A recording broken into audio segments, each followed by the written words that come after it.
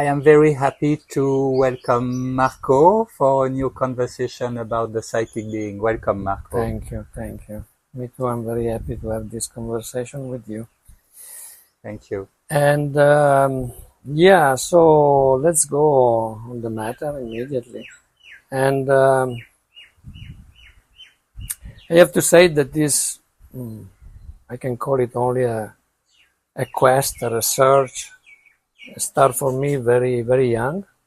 There was something missing that I had to achieve, and I was looking for through text, through books, through meditation, through yoga, etc. When you say very young, has it started in your childhood or No, because you speak of no, meditation? no. Well,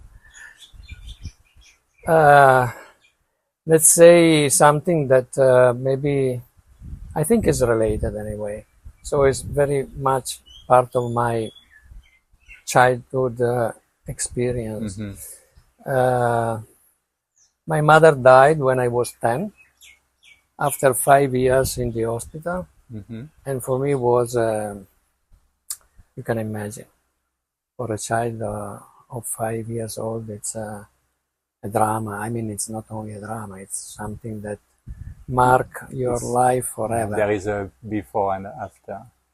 And there is a before and after. And so most probably this deep pain that slowly I try to, well, not immediately, because as a child you are simply Overwhelmed. Totally overwhelmed. But that with the age, teenager, and then slowly I feel that something, I have to find something. I cannot say the reason, I cannot formulate mentally what it was, but this kind of experience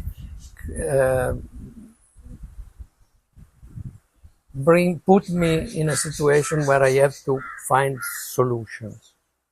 And most probably it was that slowly through books, exactly I was saying, I started most probably around 18 to try to understand. So through these books, well, by the way, the first book that I read about philosophy was the book of Sri Aurobindo, Synthesis of Yoga. That was the Synthesis of Yoga already my at 18. God.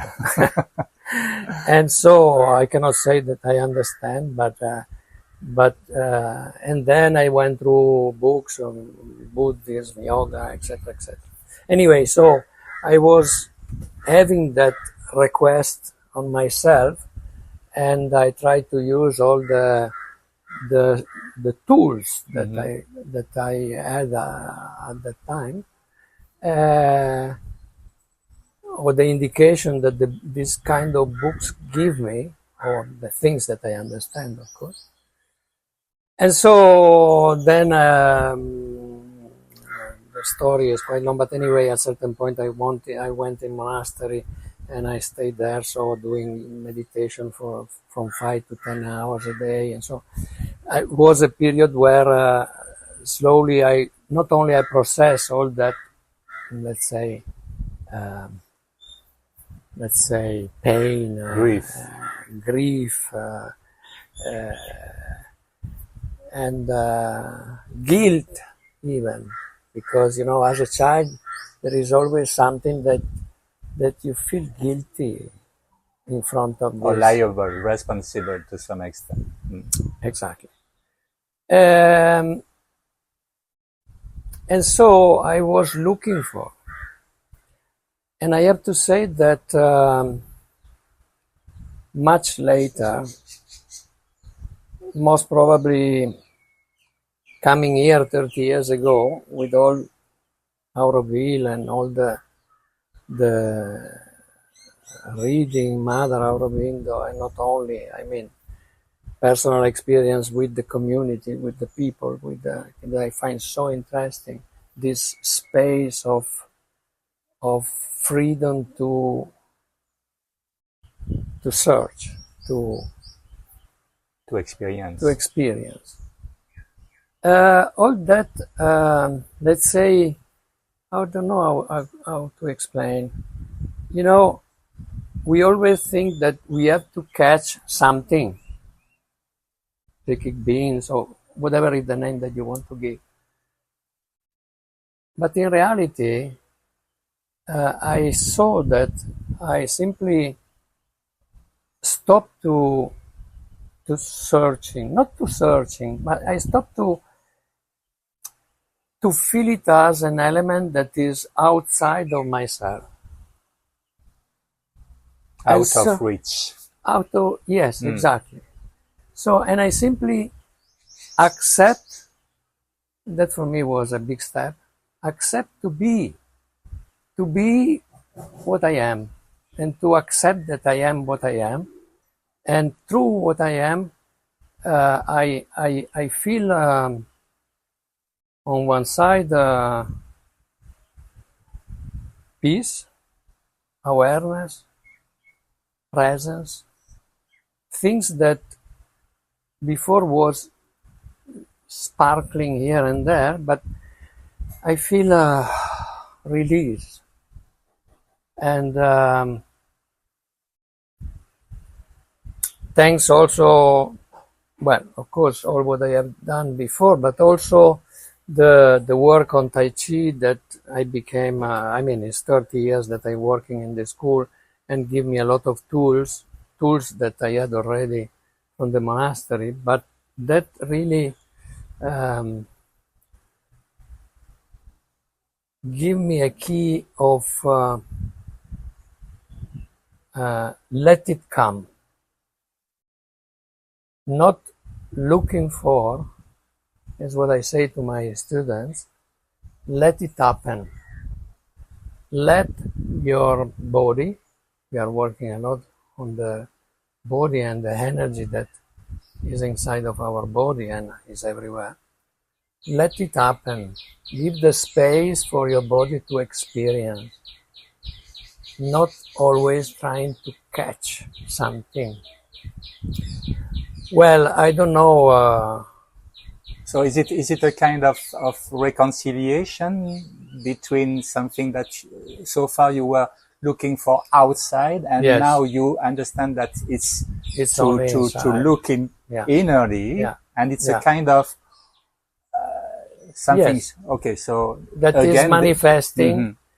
Of course, not 24 hours a day, most probably, but I have this kind of how can I call it, peace that is there, and I'm present when I am present. I'm aware when I am aware. I try to grow on that and to let it happen. So could we say, back to the psychic being or the inner being, could we say that at some point in that kind of experience there is a matching? There is like there the is psychic something being, that I don't have to look for somehow. It's yes, so matching, and it's like well, of course, surrender. I surrender to my being, and to be what I am, and accepted, and I try to change the things that are to be changed, and that experience bring me to the community also. No? I work a lot with groups with during these 30 years, and I see that the solutions of things, problems, etc., are coming if you let it happen, if you let it come, if you open up enough to understand where are the things and how you can activate what is the, let's say, the better for that group, for that problem, for that And so, yes. And for me, the contact with the other people was always from when I was very young, very important to work in communities. I created the first community in the city in the 70s. I created the first community of people working in the field in central Italy. I always try to, and then for my work, I create a group of people working together, dividing the profits. I mean, was always something that I have a need to do. And so when finally, finally, when we arrived, me and my wife here in Auroville, I find the space that I was looking for. This kind of dream of mother that touched me so deeply. It's something that I was having even before, that I was part of my request, of my searching, and to find it was wow. So somehow I don't have to fight anymore I have to simply let it bring me where I have to go. So through all this time, let's say it became some kind of practice, no? I mean, it's could a we say that? practice, yes. It's a kind of practice that I simply. So could we say that beforehand there was this mental search to look for something outside, and then there is an inner connection that understand that things are inside, and we just have to let them happen. Exactly. Could we say that? So we can say that, exactly. And that for me was a big change, of course. And it's a kind of practice that I go on to. Of course, there are techniques that we can use. I teach many techniques to all my students. At the beginning, I had even a dojo for meditation where a lot of people were coming. And it's true that the techniques can help you to be present, to be grounded, to create a kind of awareness. You are working on yourself and with the people around. It's true, techniques are there and we can use it. There are a lot of techniques. And this place is fantastic because, luckily I have to say that Mother and Aurobindo, they never give us, you have to do that, So our masters, our teachers that give you the total freedom of be what you are, through whatever you feel is the best for you. And that for me was another kind of teaching that touched me deeply. You can see here in Auroville we have thousands of things, workshops, etc. Everybody is free to find something that is appealing to himself. So back to your pleasure to work with people and to be with people. How is it possible to build a kind of sacred space or field, or maybe psychic field, which is not necessary to meditate or to concentrate in the work? Let's say when you work with people, or how is it possible to do so? Again, so I simply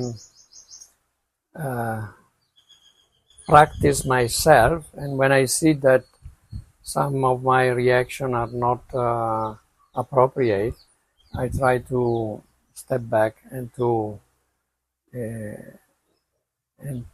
see how really I can be propositive. instead of You mean that by diving within your own practice, daily practice, it's like an invitation in the group for people to match or to... And I see it very much, of course, with the group of Tai Chi, because, you know, we have daily practice, and we see that the people, it's really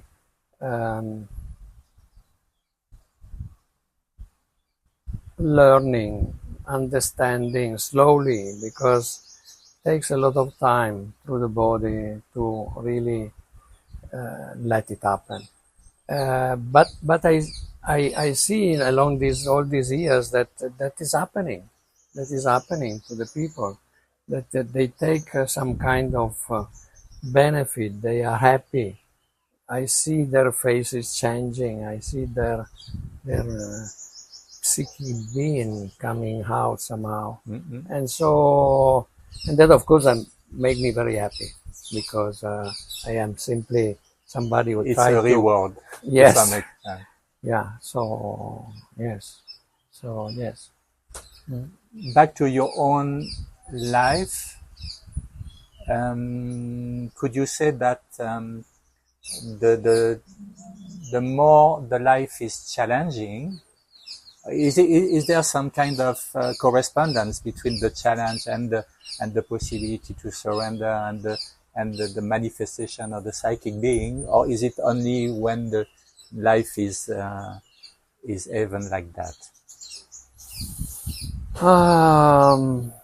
It's very difficult to separate that being, that way of being what I am, and I don't want even to make me the problem.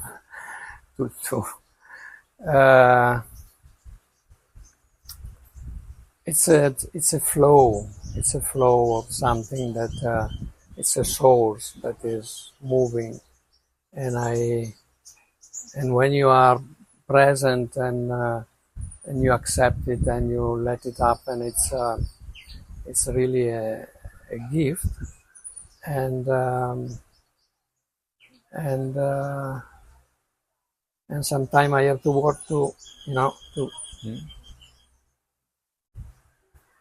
don't forget it. So this presence that is within yourself is constant, or is there still some ups and downs? And well, I have to say that all that work and all what I said was put in somehow jeopardized by I discovered a few months ago to have a cancer, and that of course was something that you can imagine, no? mm-hmm. Everybody say, yeah, everybody died.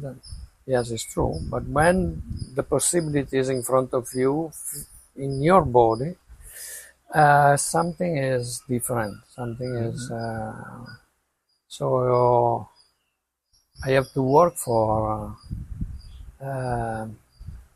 accepting that, and to don't accept the fear, but to accept it because it's the only way that we have to, of course, to follow, to fight for your, but of course there is something that, in a particular period I had, during this experience, I have a big operation for an aneurysma that was very demanding. Then I had an infection in the blood and in the urine infection, and that put me 15 days in the hospital with all this transfusion and all that. And so I have to say that at a certain point I lose I lose the possibility of being, simply of being. Yeah. And I was shocked to see that, wow, you know, you you you made all this work, but then then you have to recognize that you are not always present, that you are not always in your being. And so there I have to make a strong effort and to simply say, okay, do whoever it is, do what you want of my body, of myself. So that's it. I surrender. I surrender was not only a surrender, was really to giving up, to give up. And that I didn't like it. I didn't like to give up because it's not a surrender. And so it takes me time to come out from that state and to find again a balance on myself, that in the state that I am now, from let's say 1 month, that I come back to my body, to the things that I want to do, and to accept, to be and to have what I have. And so anyway, it was a challenging. Yeah. Yeah. So could we say that this very strong challenge uncover some hidden layers? Yes, in hidden this layers. difference between surrender, give up. I like very much this how to distinguish, because I mean we can also hide ourselves behind. Yes, of course. That was a revelation for me, and very painful, and but very interesting to see that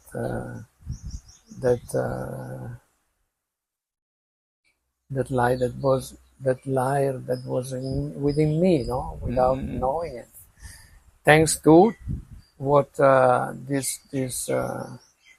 this cancer. Could we say that at some point our knowledge or our understanding of what is happening within ourselves could be mental to some extent, and then when something is happening very strongly within ourselves, it becomes some experience from first hand. Could we say that? Yeah, we can say that. Even if I don't think was a mental achievement what I was going through before, I always have this image of something depositing inside of your body, of your center, of to be grounded, and it's a physical experience for me. And so, and my mental simply recognize it. And of course, we know the mind is jumping here and there, and the ego, etc., etc. But was really, but all that was not destroyed, but twist in front of that deep experience of the sickness. And somehow I have to thank that. I have to thank that give me the possibility to go even deeper in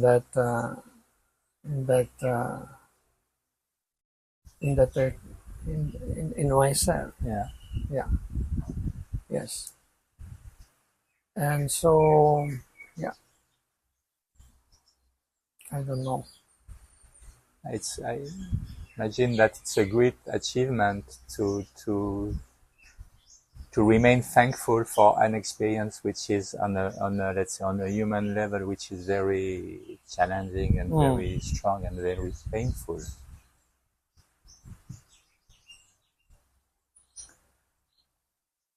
Back to the beginning of our conversation, when you start about what happened when you were 5 or 10, when your mom passed away, which was maybe the first very beacon of your life. Could you say prospectively that something started to blossom within yourself, or to be a little bit shaking? Well, yes, a big shake. I was thirsty to understand. So why? What is What is happening? What is happening? Of course, well, I was a child, so with all the limitation that the child, or not limit, well, sometimes the child are very much open and absorbing all. But of course, the pain, the drama that was enormous. I was completely alone. I was the only child, so I was alone on that. And I have also there. I have to thank my grandmother, my grandfather, that during these 5 years of drama, of problem with my mother, they were very supportive. Very supportive. I was staying with them because my father was working. He was working as a train conductor, so these people are going out for 1, 2, 3 days and then coming back. So he couldn't manage myself and the family. And then I have to say thanks to another experience that I had. Luckily, my father, after a couple of years, decided to remarry, and he decided to marry with this lady. Achiropita is the name. That from South Italy, and she is my mother. Still now she's alive, luckily, because she bring me from this grief, from this deep, pain, and she's not only taking care of me, but I remember that after a couple of years that they were married, and so we came back to a family. Okay. Oh, wow. Finally. She asked me, what do you want to have for Christmas? I don't know where it's coming from, but I said, maybe I would like to have a brother or a sister. Because I was alone. And what is fantastic of this lady, that when she had a child, a lady, she put me physically, literally, this child in my hands. She gave me full trust. And that helped me to, not only to understand how to change a baby, how to give the food, how to give a bath, how to give, not only that. So when I had my first child, I was knowing everything, and my partner, my wife, nothing. So that was amazing for me. But so not only that, but also, to feel that I was not only accepted, but really one element of the family, one recognized. So that for me was another thanks that I have. Yeah. There is a mention in some teachings of Sri Aurobindo and Mother that the psychic being, we might encounter him at some first experience in our life, because he's Yeah. a vehicle Sure. for the A soul. vehicle, And yeah, then of from course. that moment onwards, we start to, let's say, like we could relate with a friend. And Yeah. so there is all this human stuff we are going through, all these experiences and challenges. And there is this building and this grow of the Yeah. psychic being. Yeah. Yeah. How could you? Yes, I read also that, and yes, I can recognize it. I can simply, yes, I can see it. Again, I cannot define it, and I don't want to define it mentally. But I see it that was working in me. Well, I'm not at that point, of course. I only when I much later I recognize all this process that was happening through all these experiences. But yes, it's like that. And again, so I don't know why that things happen, simply happening. And you have to, also from that is coming, I think, from my childhood experience, this idea of somehow let it happen or accept it. Trust that something it's happening for you, and let it come, and enjoy it, and be happy, or in the sense, be what you are, and transform slowly in some way what is happening in opportunity. Yeah, and possibility. exactly. Yes, and that it was is what I was looking for when I became more coming out from the teenager situation, no?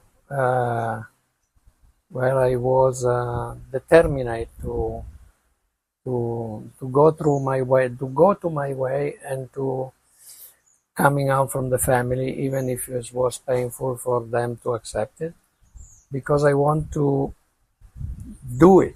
I want to be in charge. To be in charge, exactly. So that is the experience that I coming from. Yeah.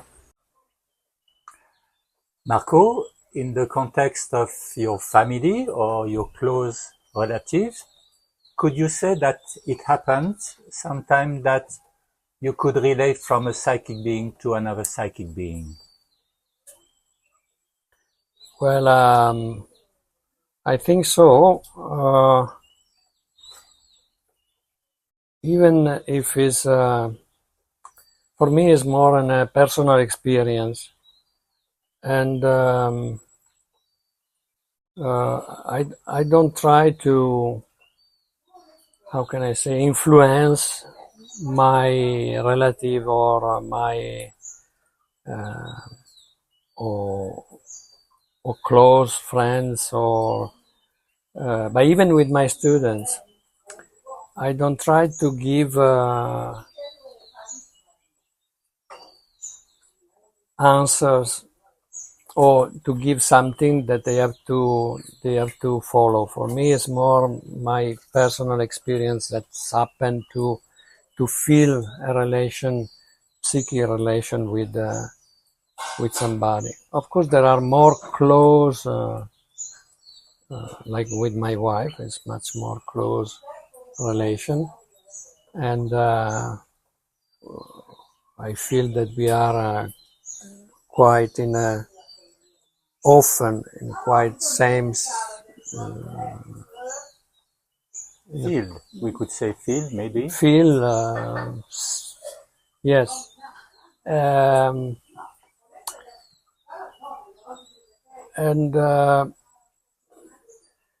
as I say, even with my student, with my child, we discuss also about spiritual experiences. And so if they ask me, then of course I enter in that field. Otherwise, it's more or less only there are moments that I feel that we are really on the same level. So it means that you do not try to settle purposely a psychic field, but something it happens sometimes. Because I believe that everybody has need to have his proper experience to enter in that kind of research. If that's happened, I'm always ready to open up and to explain what I feel about the question or about the moment that they need to understand. But I don't want to be propositive on that. I prefer that that's happen fluidly and spontaneously.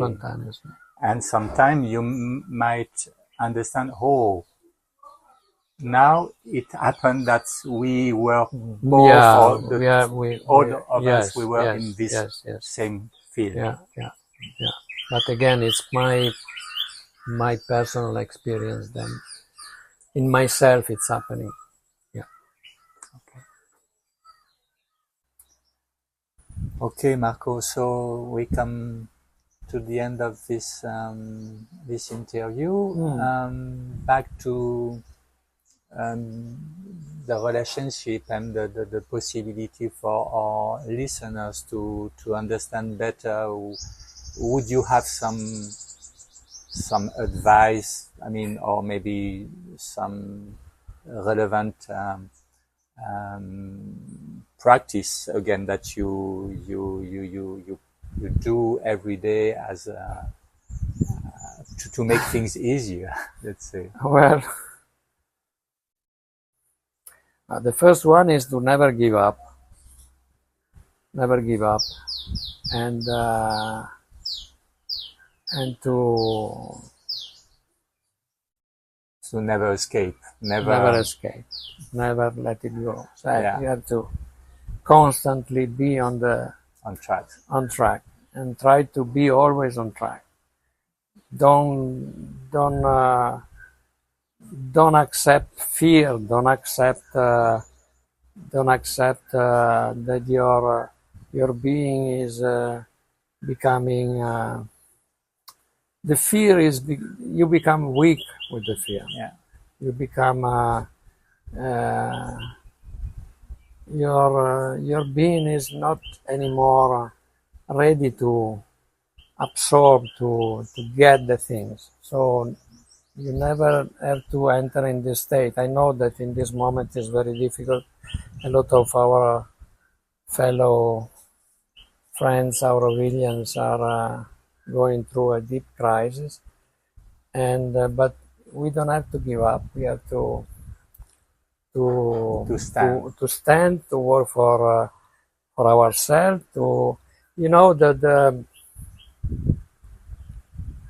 We are here. I'm here for this dream that the mother give us, and I think the majority of the Aurovilians are here for that. And it's a dream. It's fantastic dream, and we have to carry it. We have to use that tool of the dream. Not only, this dream is so important for Auroville, so deep that nothing can change it. Not even these little obstacles that we are going through. So don't give up. Be always, try to be present, try to work try to don't let it go, So that is the only thing that I can say. Yeah. Go on your practice. Don't give up.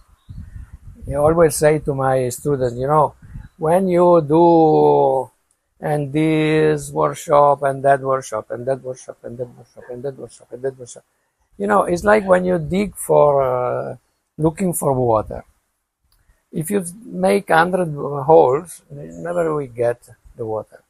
So you decide that is a good place to dig. Okay, dig until you find the water. Do it, So don't. Well, because this dream of human unity, of the earth, which is longing for this collective aspiration, is of a so higher vibration of what is happening on a human level here. So the more we carry this vibration, the more things might happen accordingly. Yes, exactly. And there are phases. Always there are phases in ourselves, in the society, in the community. We face already other difficult phases, in all these years. So don't give up. Carry on. Thank you. It's a nice word to end and to conclude. Thank you, Marco. Thank you very much. Thank you to you. It's very nice opportunity.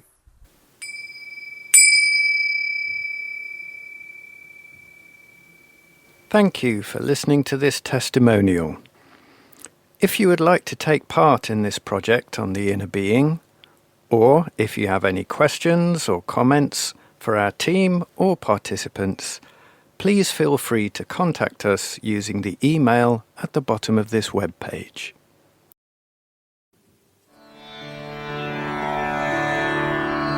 This is Orville Radio, Voices from the City of Dawn.